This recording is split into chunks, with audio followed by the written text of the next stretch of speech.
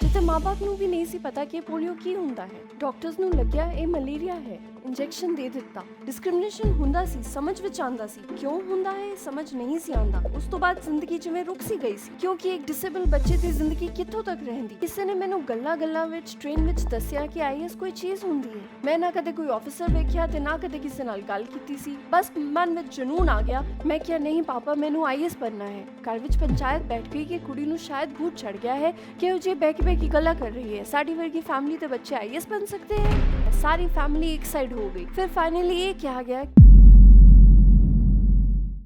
घायल परिंदा है तू, दिखला ते जिंदा है तू, तुझ विच है हौसला, तेरे जुनून दे अगे अंबर पनाहे मंगे, कर ले जो तू फैसला। ਇਹ ਲਾਈਨਸ ਮੈਨੂੰ ਵੀ ਕੁਝ ਸੂਟ ਕਰਦੀਆਂ ਹਨ। ਮੈਂ ਇੰਜ ਸੋਚਦੀ ਹਾਂ ਕਿ ਜਦੋਂ ਮੈਂ ਆਪਣੀਆਂ ਅੱਖਾਂ ਅਸਮਾਨ ਵੱਲ ਵੇਖਦੀ ਸੀ ਤਾਂ ਮੈਨੂੰ ਇੰਜ ਲੱਗਦਾ ਸੀ ਜਿਵੇਂ ਮੈਂ ਕੁਝ ਨਹੀਂ ਹਾਂ। ਕੀ ਕਰਾਂਗੀ, ਕੀ ਬਣਾਂਗੀ, ਕੀ ਹੋਏਗਾ, ਕਦੋਂ ਪਹਿਚਾਨ ਹੋਵੇਗੀ। ਮੈਂ Sarika Jain, chartered accountant, IRS, deputy commissioner of income tax, posted in Mumbai. ਸੁਣਨ ਵਿੱਚ ਬਹੁਤ ਵਧੀਆ ਲੱਗਦਾ ਹੈ, ਪਰ ਇਹ ਜਰਨੀ ਇੰਨੀ ਆਸਾਨ ਨਹੀਂ ਸੀ। ਬਹੁਤ ਹੌਲੀ ਚੱਲੀ, ਬੜੇ ਉਤਾਰ ਚੜਾਵ, ਉੱਪਰ ਨੀਚੇ ਜਾਂਦੀ ਰਹੀ। ਪਤਾ ਨਹੀਂ ਕਿ ਫਿਊਚਰ ਕੀ ਹੋਏਗਾ। 2 ਸਾਲ ਦੀ ਉਮਰ ਵਿੱਚ ਪੋਲੀਓ ਹੋ ਗਿਆ। ਇੱਕ ਇੰਚ ਦੇ ਸ਼ਹਿਰ ਵਿੱਚ ਜਨਮੀ ਕਾਟਾਬੰਜੀ, ਉੜੀਸਾ ਦਾ ਇੱਕ ਛੋਟਾ ਜਿਹਾ ਕਸਬਾ, orthodox Marwari family, joint family, ਜਿੱਥੇ ਮਾਂ-ਬਾਪ ਨੂੰ ਵੀ ਨਹੀਂ ਸੀ ਪਤਾ ਕਿ ਪੋਲੀਓ ਕੀ ਹੁੰਦਾ ਹੈ। ਡਾਕਟਰਸ ਨੂੰ ਲੱਗਿਆ ਇਹ ਮਲੇਰੀਆ ਹੈ, ਇੰਜੈਕਸ਼ਨ ਦੇ ਦਿੱਤਾ। 50% ਬੋਡੀ ਕੰਮ ਕਰਨਾ ਬੰਦ ਕਰ ਗਈ। 1.5 ਸਾਲ ਤੱਕ ਕੋਮਾ ਦੀ ਸਥਿਤੀ ਵਿੱਚ ਬੈੱਡ ਤੇ ਪਈ ਰਹੀ। ਮਾਂ-ਬਾਪ ਨੇ ਹਾਰ ਨਹੀਂ ਮੰਨੀ। ਉਹਨਾਂ ਨੇ ਕਿਹਾ ਅਸੀਂ ਬੱਚੇ ਦੀ ਕੇਅਰ ਕਰਾਂਗੇ। ਮਾਲਿਸ਼ ਕੀਤੀ, ਹਰ ਨੀਮ ਹਕੀਮ ਸਭ ਦੇ ਕੋਲ ਲੈ ਕੇ ਗਏ, ਪਰ ਪਤਾ ਨਹੀਂ ਸੀ ਕਿ ਅੱਗੇ ਫਿਊਚਰ ਕੀ ਹੋਏਗਾ। 4 ਸਾਲ ਦੀ ਉਮਰ ਵਿੱਚ ਮੈਂ ਚੱਲਣਾ ਫਿਰ ਤੋਂ ਸ਼ੁਰੂ ਕੀਤਾ, ਲੜਖੜਾਉਂਦੇ ਹੋਏ, ਡਿੱਗਦੇ ਹੋਏ, ਭੱਜਦੇ ਹੋਏ। ਅੱਗੇ ਮੈਂ ਫਿਰ ਤੋਂ ਚੱਲਣਾ ਸ਼ੁਰੂ। ਸਕੂਲ ਲਈ ਜਦੋਂ ਪਰੇਸ਼ਾਨ ਹੋਏ, ਐਡਮਿਸ਼ਨ ਨਹੀਂ ਸੀ ਮਿਲ ਰਿਹਾ। ਕੋਈ ਵੀ ਸਕੂਲ ਇਸ ਬੱਚੇ ਨੂੰ ਲੈਣਾ ਨਹੀਂ ਸੀ ਚਾਹੁੰਦਾ। ਕਿਸੇ ਤਰ੍ਹਾਂ ਇੱਕ ਸਕੂਲ ਵਿੱਚ ਐਡਮਿਸ਼ਨ ਮਿਲਿਆ। ਬਹੁਤ ਜ਼ਿਆਦਾ ਸਕੂਲ ਦੀਆਂ ਗੱਲਾਂ ਤਾਂ ਨਹੀਂ ਯਾਦ, ਪਰ ਇੰਨਾ ਜ਼ਰੂਰ ਯਾਦ ਹੈ ਕਿ ਬੜਾ ਸੰਘਰਸ਼ ਸੀ ਮੇਰੇ ਲਈ ਸਕੂਲ ਵਿੱਚ। ਆਸਾਨ ਨਹੀਂ ਸੀ। ਸਕੂਲ ਜਾਂਦੀ ਸੀ, ਰਸਤੇ ਵਿੱਚ ਕੁਝ ਬੱਚੇ ਖੇਡਦੇ ਸੀ ਤਾਂ ਉਹ ਚੜਾਉਂਦੇ ਸੀ, ਲੜਖੜਾਉਂਦੇ ਸੀ, ਐਕਟ ਕਰਦੇ ਸੀ ਅਤੇ ਪੱਥਰ ਵੀ ਸੁੱਟਦੇ ਸੀ। ਇਗਨੋਰ ਕਰਦੀ ਸੀ ਜਾਂ ਫਿਰ ਉੱਥੇ ਨਹੀਂ ਵੇਖਦੀ ਸੀ। ਇੰਝ ਲੱਗਦਾ ਸੀ ਕਿ ਜੇ ਅੱਜ ਮੈਂ ਇਹਨਾਂ ਨੂੰ ਵੇਖ ਲਿਆ, ਆਪਣੇ ਆਪ ਨੂੰ ਰੋਕ ਲਿਆ ਤੇ ਕਦੀ ਵੀ ਅੱਗੇ ਨਹੀਂ ਵੱਧ ਪਾਵਾਂਗੀ। ਉਹ 4 ਕਿਲੋ ਦਾ ਬਸਤਾ, ਉਹ 1 ਕਿਲੋ ਦਾ ਟਿਫਨ, ਉਹ 1 ਕਿਲੋ ਦੀ ਪਾਣੀ ਬੋਤਲ ਅੱਜ ਵੀ ਯਾਦ ਆਉਂਦਾ ਹੈ। ਜਦੋਂ ਮੈਂ ਨਿਕਲਦੀ ਸੀ ਸਕੂਲ ਤੋਂ ਘਰ ਜਾਣ ਨੂੰ, ਲੰਬਾ ਜਿਹਾ ਸਫ਼ਰ ਲੱਗਦਾ ਸੀ। ਕੋਈ ਸਾਥ ਚੱਲਣ ਨੂੰ ਤਿਆਰ ਨਹੀਂ ਹੁੰਦਾ। ਹੌਲੇ ਰੁਕਦੇ ਹੋਏ ਇਕੱਲੀ ਘਰ ਆਉਂਦੀ ਸੀ, ਕਿਉਂਕਿ ਸਰੀਰ ਵਿੱਚ ਪੋਲੀਓ ਸੀ, ਮਨ ਵਿੱਚ ਪੋਲੀਓ ਨਹੀਂ ਸੀ। ਕਦੇ ਆਵਾਜ਼ ਵੀ ਨਹੀਂ ਚੱਕੀ, ਨਾ ਹੀ ਕਦੇ ਮੰਮੀ ਪਾਪਾ ਨੇ ਸਮਝਿਆ ਕਿ ਇੰਜ ਦੀ ਕੋਈ ਪ੍ਰੋਬਲਮ ਹੁੰਦੀ ਹੈ, ਕਿਉਂਕਿ ਉਹਨਾਂ ਲਈ ਕੋਈ ਮੈਂ ਡਿਸੇਬਲ ਬੱਚਾ ਨਹੀਂ ਸੀ, ਇੱਕ ਨੋਰਮਲ ਬੱਚਾ ਸੀ। ਡਿਸਕ੍ਰਿਮੀਨੇਸ਼ਨ ਹੁੰਦਾ ਸੀ, ਘਰ ਵਿੱਚ ਤਾਂ ਨਹੀਂ ਹੋਇਆ। ਡਿਸਕ੍ਰਿਮੀਨੇਸ਼ਨ ਹੁੰਦਾ ਸੀ, ਸਮਝ ਵਿੱਚ ਆਉਂਦਾ ਸੀ। ਕਿਉਂ ਹੁੰਦਾ ਹੈ ਸਮਝ ਨਹੀਂ ਸੀ ਆਉਂਦਾ। ਡਿਸਕ੍ਰਿਮੀਨੇਸ਼ਨ ਅੱਜ ਵੀ ਹੁੰਦਾ ਹੈ, ਸਮਝ ਵਿੱਚ ਆਉਂਦਾ ਹੈ। ਕਿਉਂ ਹੁੰਦਾ ਹੈ ਸਮਝ ਨਹੀਂ ਆਉਂਦਾ। ਉਸ ਵੇਲੇ ਫਰਕ ਪੈਂਦਾ ਸੀ, ਪਰ ਅੱਜ ਫਰਕ ਨਹੀਂ ਪੈਂਦਾ। ਸਕੂਲ ਦੀ ਪੜ੍ਹਾਈ ਕੰਪਲੀਟ ਹੋਈ। ਅੱਗੇ ਡਾਕਟਰ ਬਣਨ ਦੀ ਇੱਛਾ ਸੀ। ਮਾਂ-ਬਾਪ ਨੂੰ ਕਿਹਾ ਤੇ ਪਾਪਾ ਕਹਿੰਦੇ ਕਿ ਸਾਡੀ ਫਾਈਨੈਂਸ਼ੀਅਲ ਪਾਵਰ ਇੰਨੀ ਨਹੀਂ ਹੈ। ਕੀ ਕਹਿੰਦੇ ਕਿ ਇੰਜ ਦੇ ਬੱਚੇ ਨੂੰ, ਇੱਕ ਡਿਸੇਬਲ ਬੱਚੇ ਨੂੰ ਕਿਵੇਂ ਬਾਹਰ ਭੇਜ ਦੇਣ। ਨਹੀਂ ਭੇਜ ਸਕਦੇ ਸੀ, ਉਹਨਾਂ ਦੀ ਮਜਬੂਰੀ ਸੀ।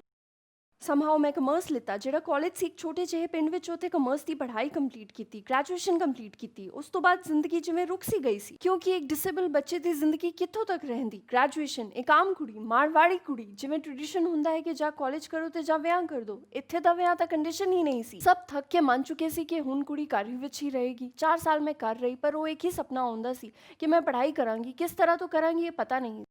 ਰਾਤ ਨੂੰ ਰੋਜ਼ ਸੁਪਨੇ ਵਿੱਚ ਇਹ ਆਉਂਦਾ ਸੀ ਕਿ ਮੇਰੇ ਟੀਚਰ ਮੈਨੂੰ ਪੜ੍ਹਾ ਰਹੇ ਹਨ, ਪਰ ਅਸੰਭਵ ਜਿਹਾ ਸੀ। ਕਿਸੇ ਨੂੰ ਬੋਲ ਕੇ ਵੀ ਉਹ ਮੰਨਦਾ ਨਹੀਂ ਸੀ ਇੰਜ ਵੀ ਕਦੇ ਹੋ ਸਕਦਾ ਹੈ।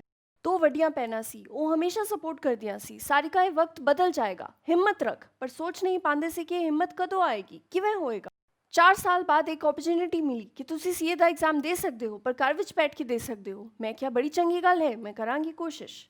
ਜਦੋਂ ਮੈਂ ਸੀਏ ਦੀ ਪੜ੍ਹਾਈ ਸ਼ੁਰੂ ਕੀਤੀ ਤਾਂ ਨਾ ਮੈਨੂੰ ਡੈਬਿਟ ਨਾ ਹੀ ਕ੍ਰੈਡਿਟ ਸਮਝ ਆਉਂਦਾ ਸੀ। ਮੈਂ ਭੁੱਲ ਚੁੱਕੀ ਸੀ ਅਕਾਊਂਟਸ, ਫਿਰ ਵੀ ਕੋਸ਼ਿਸ਼ ਕੀਤੀ। ਘਰ ਬੈਠ ਕੇ 1 ਮਹੀਨਾ ਕੋਸ਼ਿਸ਼ ਕੀਤੀ। ਉਸ ਵੇਲੇ ਉਸ ਪਿੰਡ ਵਿੱਚੋਂ 30 ਤੋਂ 40 ਬੱਚਿਆਂ ਨੇ ਐਗਜ਼ਾਮ ਦਿੱਤਾ, ਮੈਂ ਟੌਪ ਕੀਤਾ। ਮਾਂ-ਬਾਪ ਨੂੰ ਸਾਹਸ ਆਇਆ ਕਿ ਬੱਚੀ ਕੁਝ ਕਰ ਸਕਦੀ ਹੈ, ਇਸ ਨੂੰ ਪੜ੍ਹਨ ਦਾ ਇੱਕ ਹੋਰ ਮੌਕਾ ਦੇਣਾ ਚਾਹੀਦਾ ਹੈ। ਅੱਗੇ ਪੜ੍ਹਨ ਲਈ ਮੈਂ ਸ਼ਹਿਰ ਗਈ। ਸ਼ਹਿਰ ਇੰਨਾ ਵੱਡਾ ਸ਼ਹਿਰ ਸੀ। ਪਹਿਲੀ ਵਾਰੀ ਮੈਂ 1000 ਬੱਚਿਆਂ ਨੂੰ ਵੇਖਿਆ। ਕਿਤੇ ਮੈਂ ਛੋਟੇ ਜਿਹੇ ਪਿੰਡ ਵਿੱਚ 50 ਬੱਚਿਆਂ ਨਾਲ ਪੜ੍ਹੀ ਹੋਈ ਸੀ। ਬੜੀ ਮਿਹਨਤ ਕੀਤੀ। ਇੰਜ ਨਹੀਂ ਸੀ ਕਿ ਜ਼ਿੰਦਗੀ ਵਿੱਚ ਸਟਰਗਲ ਨਹੀਂ ਕਰਨਾ ਪਿਆ, ਪਰ ਮੈਨੂੰ ਕਦੇ ਸਮਝ ਨਹੀਂ ਆਇਆ ਕਿ ਸਟਰਗਲ ਕੀ ਹੁੰਦਾ ਹੈ। ਉਹ ਆਮ ਲੋਕਾਂ ਨੂੰ ਵਿਖਾਈ ਦਿੰਦਾ ਸੀ ਕਿ ਸਾਡਾ ਸਰੀਰ ਕੰਮ ਨਹੀਂ ਕਰਦਾ, ਪਰ ਮਨ ਵਿੱਚ ਕਦੇ ਨਹੀਂ ਸੀ। ਮਨ ਤੋਂ ਜੇ ਮੈਂ ਹਾਰ ਜਾਂਦੀ ਤੇ ਅੱਜ ਹਾਰ ਜਾਂਦੀ। ਸੀਏ ਕੰਪਲੀਟ ਹੋਇਆ, ਮੈਂ 6 ਮਹੀਨੇ ਪਹਿਲੇ ਕੰਪਲੀਟ ਕੀਤਾ ਅਤੇ ਮੈਨੂੰ ਮੇਰੇ ਹੀ ਕੋਚਿੰਗ ਇੰਸਟੀਚਿਊਟ ਵਿੱਚ ਬੈਸਟ ਸਟੂਡੈਂਟ ਦਾ ਅਵਾਰਡ ਮਿਲਿਆ। ਉਸ ਵਕਤ ਮੈਂ ਟੌਪ ਕੀਤਾ। ਉੱਥੋਂ ਦੇ ਟੀਚਰ ਨੇ ਇੱਕ ਵਾਰੀ ਮੈਨੂੰ ਕਿਹਾ ਕਿ ਸਾਰਿਕਾ ਤੁਹਾਨੂੰ ਵੇਖ ਕੇ ਹਮੇਸ਼ਾ ਇੱਕ ਗੱਲ ਯਾਦ ਆਉਂਦੀ ਸੀ ਕਿ ਜਦੋਂ ਇਹੋ ਜਿਹੀ ਕੁੜੀ ਪੜ੍ਹਨ ਲਈ ਆਉਂਦੀ ਹੈ ਤਾਂ ਹਮੇਸ਼ਾ ਸਾਨੂੰ ਲੱਗਦਾ ਸੀ ਕਿ ਸਾਡਾ 100% ਦੇਣਾ ਪਏਗਾ। ਸਾਨੂੰ ਤਕਲੀਫ ਹੁੰਦੀ ਸੀ ਜਦੋਂ ਤੁਸੀਂ 3 ਫਲੋਰ ਚੜ੍ਹਦੇ ਸੀ। ਅਸੀਂ ਉਦੋਂ ਹੀ ਸੋਚਿਆ ਕਿ ਨਵੇਂ ਕੋਚਿੰਗ ਵਿੱਚ ਇੱਕ ਲਿਫਟ ਹੋਵੇਗੀ ਤੇ ਉਸ ਦਾ ਨਾਮ ਸਾਰਿਕਾ ਲਿਫਟ ਰਹੇਗਾ। ਅੱਜ ਵੀ ਉਸ ਲਿਫਟ ਨੂੰ ਵੇਖ ਕੇ ਤੁਹਾਡੀ ਯਾਦ ਆਉਂਦੀ ਹੈ।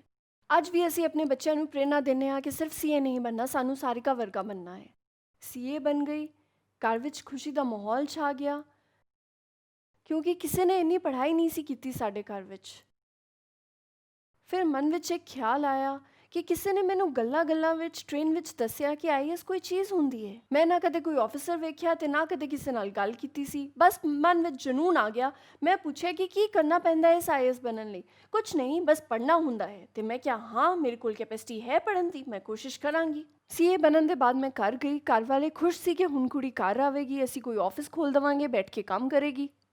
ਮੈਂ ਕਿਹਾ ਨਹੀਂ ਪਾਪਾ, ਮੈਨੂੰ ਆਈਐਸ ਬਣਨਾ ਹੈ। ਘਰ ਵਿੱਚ ਪੰਚਾਇਤ ਬੈਠ ਗਈ ਕਿ ਕੁੜੀ ਨੂੰ ਸ਼ਾਇਦ ਭੂਤ ਚੜ੍ਹ ਗਿਆ ਹੈ ਕਿ ਉਹ ਜੇ ਬਹਿ ਕੇ ਗੱਲਾਂ ਕਰ ਰਹੀ ਹੈ। ਸਾਡੀ ਵਰਗੀ ਫੈਮਿਲੀ ਦੇ ਬੱਚੇ ਆਈਐਸ ਬਣ ਸਕਦੇ ਹੈ?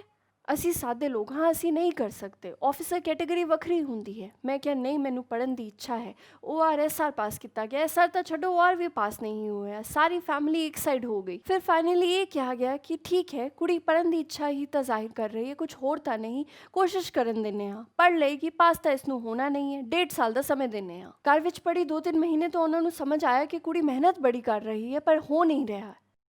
ਫਿਰ ਦਿੱਲੀ ਗਈ, ਇਕੱਲੀ ਦਮ ਤੇ ਦਿੱਲੀ ਗਈ। ਉੱਥੇ ਪੜ੍ਹਾਈ ਸਟਾਰਟ ਕੀਤੀ, ਉੱਥੇ ਪੜ੍ਹਾਈ ਕੀਤੀ ਅਤੇ ਐਗਜ਼ੈਕਟਲੀ 1 ਈਅਰ ਵਿੱਚ ਮੈਂ ਰੈਂਕ ਲੈ ਕੇ ਵਾਪਸ ਆ ਗਈ।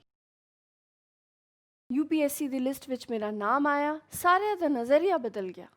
ਤੁਸੀਂ ਬਚਪਨ ਵਿੱਚ ਮਾਰੀਓ ਦੀ ਗੇਮ ਖੇਡੀ ਹੋਵੇਗੀ। ਬੜੇ ਸਾਰੇ ਹਰਡਲਸ ਆਉਂਦੇ ਹੈ, 1-ਅਪ ਮਿਲਦਾ ਹੈ, ਪਾਵਰ ਮਿਲਦਾ ਹੈ, ਦੁਸ਼ਮਣ ਆਉਂਦਾ ਹੈ, ਪਾਣੀ ਆਉਂਦਾ ਹੈ, ਅੱਗ ਦਾ ਗੋਲਾ ਆਉਂਦਾ ਹੈ। ਤੁਸੀਂ ਉਹਨੂੰ ਪਾਰ ਕਰਦੇ ਹੋਏ ਖੇਡਦੇ ਜਾਂਦੇ ਹੋ। ਜੇ ਤੁਸੀਂ ਸੋਚੋ ਇੰਜ ਤਾਂ ਮਾਰੀਓ ਦਾ ਗੇਮ ਜਿਸ ਵਿੱਚ ਕੋਈ ਪ੍ਰੋਬਲਮ ਨਹੀਂ ਆਏ, ਤੁਸੀਂ ਖੇਡਦੇ ਜਾ ਰਹੇ ਹੋ, ਚਲਦੇ ਜਾ ਰਹੇ ਹੋ, ਗੋਲੀ ਦਾ ਪਾਵਰ ਮਿਲ ਰਿਹਾ ਹੈ, 1-ਅਪ ਮਿਲ ਰਿਹਾ ਹੈ, ਤੁਸੀਂ ਖੇਡੋਗੇ ਨਹੀਂ ਖੇਡੋਗੇ ਕਿਉਂਕਿ ਤੁਹਾਨੂੰ ਮਜ਼ਾ ਹੀ ਨਹੀਂ ਆਏਗਾ। ਜਦੋਂ ਤੱਕ ਤੁਹਾਡੀ ਲਾਈਫ ਵਿੱਚ ਚੈਲੰਜਸ ਨਹੀਂ ਹੋਣਗੇ, ਤੁਹਾਨੂੰ ਗੇਮ ਵਿੱਚ ਮਜ਼ਾ ਨਹੀਂ ਆਇਆ ਤੇ ਲਾਈਫ ਵਿੱਚ ਕਿਵੇਂ ਮਜ਼ਾ ਆਏਗਾ। ਲਾਈਫ ਦਾ ਐਕਸਪੀਰੀਅੰਸ ਮੇਰਾ ਇਹ ਕਹਿੰਦਾ ਹੈ ਕਿ ਜਿਵੇਂ ਸੀਤਾ ਦੀ ਅਗਨੀ ਪ੍ਰੀਖਿਆ ਇੱਕ ਵਾਰੀ ਹੋਈ ਸੀ, ਸਾਡੇ ਵਰਗੇ ਕੈਟੇਗਰੀ ਦੇ ਲੋਕਾਂ ਦੀ ਹਮੇਸ਼ਾ ਅਗਨੀ ਪ੍ਰੀਖਿਆ ਹੁੰਦੀ ਹੈ ਅਤੇ ਇੱਕ ਰੇਸਿੰਗ ਹਮੇਸ਼ਾ ਲੱਗ ਜਾਂਦੀ ਹੈ ਬਿਨਾਂ ਕੋਈ ਰੇਸਿੰਗ ਦੇ, ਤੇ ਖਤਮ ਹੋਣ ਤੋਂ ਪਹਿਲਾਂ ਹੀ ਸਾਨੂੰ ਡਿਕਲੇਅਰ ਕਰ ਦਿੰਦੇ ਹੈ ਕਿ ਤੁਸੀਂ ਲੂਜ਼ਰ ਹੋ। ਪਰ ਤੁਹਾਨੂੰ ਡਿਸਾਈਡ ਕਰਨਾ ਹੈ ਜਾਂ ਮੈਨੂੰ ਖੁਦ ਨੂੰ ਡਿਸਾਈਡ ਕਰਨਾ ਹੈ। ਤੇ ਮੈਂ ਖੁਦ ਡਿਸਾਈਡ ਕੀਤਾ ਕਿ ਨਹੀਂ, ਇਹ ਮੇਰਾ ਅੰਤ ਨਹੀਂ ਹੈ। ਮੈਂ ਬਚਪਨ ਤੋਂ ਕੁਇਕ ਡਿਸੀਜਨ ਰਹੀ ਹਾਂ। ਮੈਂ ਸੋਚ ਲੈਂਦੀ ਸੀ ਕਿ ਮੈਨੂੰ ਇਹ ਕਰਨਾ ਹੈ ਤੇ ਮੈਂ ਕਰਕੇ ਰਹਿੰਦੀ ਸੀ, ਭਾਵੇਂ ਉਹ ਭੀੜ ਤੋਂ ਵੱਖਰਾ ਹੁੰਦਾ ਹੈ। ਭੀੜ ਹਮੇਸ਼ਾ ਕ੍ਰਿਟਿਸਾਈਜ਼ ਕਰਦੀ ਹੈ ਕਿ ਕਿਉਂ ਕਰ ਰਹੀ ਹੋ, ਪਗਲਾ ਗਈ ਹੋ। ਜਦੋਂ ਮੈਂ ਸੀਏ ਤੋਂ ਆਈਐਸ ਬਣਨ ਦਾ ਸੋਚਿਆ ਤਾਂ ਵੀ ਲੋਕਾਂ ਨੇ ਇਹੀ ਕਿਹਾ ਕਿ ਤੁਹਾਨੂੰ ਪਤਾ ਹੈ ਤੁਸੀਂ ਸੀਏ ਵੀ ਨਹੀਂ ਰਹੋਗੇ ਤੇ ਆਈਐਸ ਵੀ ਨਹੀਂ ਰਹੋਗੇ। ਪਰ ਮੈਨੂੰ ਅੱਜ ਤੱਕ ਦੇ ਸਰਵੇ ਵਿੱਚ ਲੋਕਾਂ ਨੇ ਕਿਹਾ ਕਿ you are the first CA lady officer to become income tax deputy commissioner. Odisha ਦੇ ਛੋਟੀ ਜਿਹੀ ਜਗ੍ਹਾ ਵਿੱਚ ਪਲੀ ਹੋਈ। ਜਦੋਂ ਮੈਂ ਦਿੱਲੀ ਵਿੱਚ ਪ੍ਰਿਪਰੇਸ਼ਨ ਕਰਦੀ ਸੀ ਇਨੀਸ਼ਲੀ, ਮੈਨੂੰ ਲੱਗਦਾ ਸੀ ਕਿ ਮੈਂ ਕਾਸ਼ ਕਿਸੇ ਯੂਨੀਵਰਸਿਟੀ ਵਿੱਚ ਪੜ੍ਹਦੀ, ਕਿਸੇ ਵੱਡੀ ਜਗ੍ਹਾ ਵਿੱਚ ਪੜ੍ਹਦੀ, ਇੰਗਲਿਸ਼ ਮੀਡੀਅਮ ਵਿੱਚ ਹੀ ਪੜ੍ਹ ਲੈਂਦੀ ਤਾਂ ਸ਼ਾਇਦ ਮੈਂ ਕੁਝ ਹੁੰਦੀ। ਪਰ ਜਦੋਂ ਕਲੀਅਰ ਕੀਤਾ, ਜਦੋਂ ਐਗਜ਼ਾਮ ਵਿੱਚ ਲੋਕਾਂ ਨਾਲ ਕੰਪੀਟ ਕੀਤਾ, ਭਾਵੇਂ ਉਹ IITians ਹੋ, MBBS ਹੋ, ਡਾਕਟਰ ਹੋ, ਸਰਜਨ ਹੋ, ਤਾਂ ਇਹ ਸਮਝ ਆਇਆ ਕਿ ਕੋਈ ਫਰਕ ਨਹੀਂ ਪੈਂਦਾ ਹੈ। ਕਿਤਾਬਾਂ ਉਹੀ ਸੇਮ ਹੈ, ABCD ਉਹੀ ਸੇਮ ਹੈ, ਈ ਉਹੀ ਸੇਮ ਹੈ। ਪੜ੍ਹਨ ਦਾ ਜਨੂਨ ਤੁਹਾਡਾ ਵੱਖਰਾ ਹੈ। ਤੁਸੀਂ ਉਹ ਕਿਤਾਬਾਂ ਨੂੰ ਸ਼ਿੱਦਤ ਤੇ ਮਿਹਨਤ ਨਾਲ ਪੜ੍ਹੋ। ਅੱਜ ਦੀ ਦੁਨੀਆ ਵਿੱਚ ਜੇ ਕੋਈ ਚੀਜ਼ ਤੁਹਾਨੂੰ ਅੱਗੇ ਲੈ ਕੇ ਜਾ ਸਕਦੀ ਹੈ ਤਾਂ ਉਹ ਸਿਰਫ ਐਜੂਕੇਸ਼ਨ ਅਤੇ ਪਰਿਸ਼ਰਮ ਅਤੇ ਵਿਲ ਪਾਵਰ ਹੈ। ਮੈਨੂੰ ਇੱਕ ਗੱਲ ਯਾਦ ਆਉਂਦੀ ਹੈ ਕਿ ਜਦੋਂ ਮੇਰਾ ਇੱਕ ਡਾਕਟਰ ਜਿਨ੍ਹਾਂ ਨੇ ਅਟਲ ਬਿਹਾਰ ਵਾਜਪਾਈ ਜੀ ਦਾ ਆਪਰੇਸ਼ਨ ਕੀਤਾ ਸੀ ਘੁਟਨਿਆਂ ਦਾ, ਉਹਨਾਂ ਨੇ ਜਦੋਂ ਮੇਰਾ ਮੈਡੀਕਲ ਰਿਪੋਰਟ ਵੇਖਿਆ ਤਾਂ ਉਹਨਾਂ ਨੇ ਇੱਕ ਗੱਲ ਕਹੀ ਸੀ ਕਿ ਸਾਰਿਕਾ, ਸਾਨੂੰ ਲੱਗਦਾ ਨਹੀਂ ਹੈ ਕਿ ਤੁਸੀਂ ਚੱਲ ਸਕਦੇ ਹੋ ਇਸ ਮੈਡੀਕਲ ਰਿਪੋਰਟ ਦੇ ਹਿਸਾਬ ਤੋਂ, ਪਰ ਤੁਸੀਂ ਚੱਲ ਰਹੇ ਹੋ ਸਿਰਫ ਵਿਲ ਪਾਵਰ ਦੇ ਕਾਰਨ। ਅਤੇ ਦੁਨੀਆ ਵਿੱਚ ਕੋਈ ਚੀਜ਼ ਤੁਹਾਨੂੰ ਬਦਲ ਸਕਦੀ ਹੈ ਜੋ ਅਦਭੁਤ, ਅਕਲਪਨੀय, ਅਵਿਸਮਰਨੀय, ਅਦਵਿਤੀय ਕੁਝ ਹੋ ਸਕਦਾ ਹੈ ਤਾਂ ਉਹ ਸਿਰਫ ਪੜ੍ਹਾਈ ਹੈ, ਐਜੂਕੇਸ਼ਨ ਹੈ, ਸੋਸਾਇਟੀ ਦਾ ਡਿਵੈਲਪਮੈਂਟ ਹੋ ਸਕਦਾ ਹੈ। ਲੋਕਾਂ ਦੀ ਗੱਲਾਂ ਵਿੱਚ ਨਾ ਜਾਓ, ਉਹ ਤਾਂ ਪੈਰ ਖਿੱਚਣਗੇ ਹੀ ਖਿੱਚਣਗੇ। ਹਮੇਸ਼ਾ ਤੁਹਾਨੂੰ ਇਹ ਕਹਿਣਗੇ ਕਿ ਤੁਸੀਂ ਕਿਉਂ ਕਰ ਰਹੇ ਹੋ, ਤੁਸੀਂ ਆਪਣੀ ਡਿਊਟੀ ਕਰੋ। ਪਰ ਮੇਰੀ ਸੋਚ ਇਹ ਹੈ ਕਿ ਜੇ ਮਨ ਵਿੱਚ ਇੱਛਾ ਆਈ ਹੈ ਤੇ ਮੈਨੂੰ ਉਸ ਨੂੰ ਕਰਕੇ ਜਾਣਾ ਹੈ। ਮੰਜ਼ਿਲ ਮੇਰੀ ਕਿੱਥੇ ਹੈ ਉਹ ਮੈਨੂੰ ਲੈ ਕੇ ਜਾਏਗੀ। ਜੇ ਰਾਸਤੇ ਹਨ ਤਾਂ ਖਾਬ ਹਨ, ਜੇ ਖਾਬ ਹਨ ਤਾਂ ਮੰਜ਼ਿਲਾਂ ਹਨ, ਜੇ ਮੰਜ਼ਿਲਾਂ ਹਨ ਤਾਂ ਹੌਸਲੇ ਹਨ, ਜੇ ਹੌਸਲੇ ਹਨ ਤਾਂ ਵਿਸ਼ਵਾਸ ਹੈ। ਇਸ ਵੀਡੀਓ ਬਾਰੇ ਆਪਣੀ ਰਾਏ ਕਮੈਂਟ ਸੈਕਸ਼ਨ ਵਿੱਚ ਸਾਨੂੰ ਦੱਸੋ ਅਤੇ ਆਪਣੇ ਮਿੱਤਰਾਂ ਨਾਲ ਇਹ ਵੀਡੀਓ ਸ਼ੇਅਰ ਕਰਨਾ ਨਾ ਭੁੱਲਿਓ।